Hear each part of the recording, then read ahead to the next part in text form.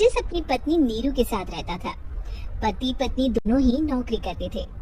एक दिन तेजस गांव अपनी माँ के पास फोन करता है। हेलो, प्रणाम माँ। जीते रहो। माँ, तुम दादी बनने वाली हो? अरे वाह, ठीक है बेटा, मैं कल ही आती हूँ। जब माँ जी शहर पहुँची तो बेटी बहू ने बहुत अच्छे से स्वागत किया। लीजिए माँ जी, चाय।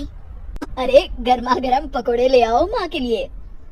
नीरू रसोई में गई और 2 मिनट में ही पकोड़े ले आई। जी, ये लीजिए। बहू जादू से बनाए हैं क्या? अभी तो रसोई में गई थी। यम्मी। माँ जी, शीला रसोई में पकोड़े तल रही है, मैं बस लेकर आई। हे भगवान, मेरा धर्म भ्रष्ट कर दिया तूने। अब तो गंगा जल से शुद्धिकरण करना होगा। दूसरे दिन, माँ जी मैंने नाश्ता बना दिया है, ऑफिस जा रही हूँ।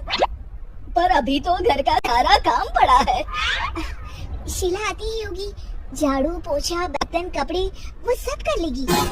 हमारे जमाने में घर का सारा काम हम ही करते थे। जी माँ जी, आप बहुत होशियार हैं, मैं घर ऑफिस दोनों नहीं संभाल पाती। तो जरूरत क्या है घर से बाहर जाकर चाकरी करने की? वैसे भी घर का काम खुद करने से घर में बरकत आती है, समझी? पर माँ जी। पर वर कुछ नहीं, इस महीने की पगार मिले फिर ऑफिस बंद है। हाँ। रात को नीरू तेजस से कहती है, सुनिए जी, माँ जी बोल रही थी कि मैं नौकरी छोड़ दूं। वैसे ठीक ही तो है, अभी तुम्हें आराम की जरूरत है। फिर भी आराम कहाँ, शीला को छुड़ाने के लिए बोल रही थी। तो अब 24 घंटे में इतना काम तो कर ही सकती हो। पर जॉब पसंद है मुझे, घर पर मन नहीं लगेगा। अगले दिन जब दोनों ऑफिस के लिए निकल रहे थे, मेरी तो कोई कीमत ही नहीं है इस घर में।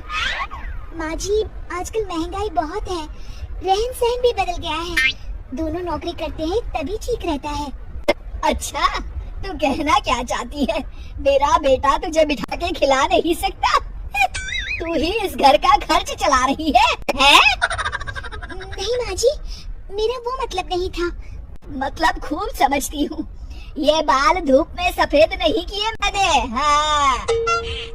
अब तो ये रोज का काम हो गया था। तेजस भी रोज की झिकझिक से परेशान हो गया था।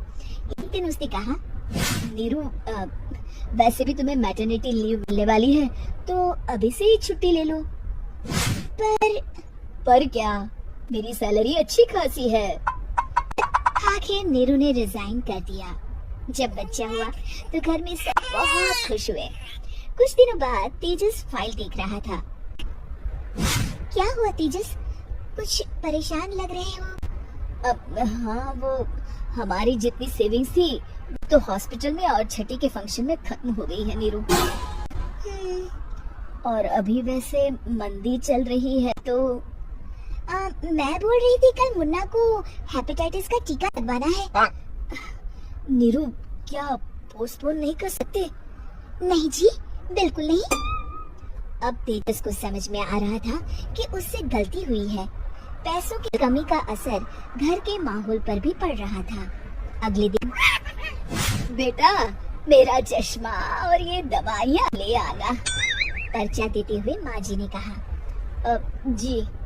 तेजस, मुन्ना के लिए दूध का डिब्बा और डायपर भी ले आना, और ये खिलाने के सामान की लिस्ट है, इसे भी लाना है। तेजस गुस्से में लिस्ट मोड़कर फेंकता है और चिल्लाता है, पैसे क्या पेड़ पर उगते हैं? ये ले आना, वो ले आना। अरे पर ये जरूरत का सामान ही है। वो गुस्से में बिना कुछ कहे ऑफिस चला गया।